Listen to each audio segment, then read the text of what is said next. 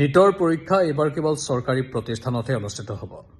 ঠিকেই শুনিছে। মুখ্যমন্ত্ৰীয়ে ইতিমধ্যেই ফেচবুক লাইভযোগে এই কথা ঘোষণা কৰিছে যে এইবাৰ নিটৰ সকলো পৰীক্ষা চৰকাৰী বিদ্যালয় বা চৰকাৰী শিক্ষা প্ৰতিষ্ঠানত অনুষ্ঠিত হ'ব, ব্যক্তিগত খণ্ডৰ প্ৰতিষ্ঠানত নহয়।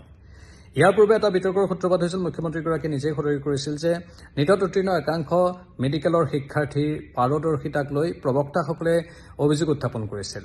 তেওঁলোকৰ পাৰদৰ্শিতা যেনেধৰণে ভবা হয় তেনেধৰণে নাথাকে, অৰ্হতা যেনেধৰণে ভবা হয় তেনেধৰণৰ নাথাকে, যাৰ ফলতেই এই বিষয়টোক লৈ বিশেষ আলোচনা চক্ৰৰ কথাও মুখ্যমন্ত্ৰীয়ে সদৰি কৰিছিল। তেওঁ কৈছিল যে আগন্তুক দিনত যাতে নিটৰ পৰীক্ষাবোৰ চৰকাৰী শিক্ষা প্ৰতিষ্ঠানত অনুষ্ঠিত কৰিব পৰা যায় তাৰ ওপৰত তেওঁলোকে গুৰুত্ব দিব। কাৰণ ব্যক্তিগত খণ্ডৰ প্ৰতিষ্ঠানত যেতিয়া নিটৰ পৰীক্ষা অনুষ্ঠিত হয় তেতিয়া ছাত্ৰ ছাত্ৰীসকলে কেনেধৰণে পৰীক্ষা দিছে, তেওঁলোকৰ পৰীক্ষা কিমান স্বচ্ছ হৈছে তাৰ ওপৰত চৰকাৰৰ কোনো ধৰণৰ হাত নাথাকে বা নিয়ন্ত্ৰণ নাথাকে।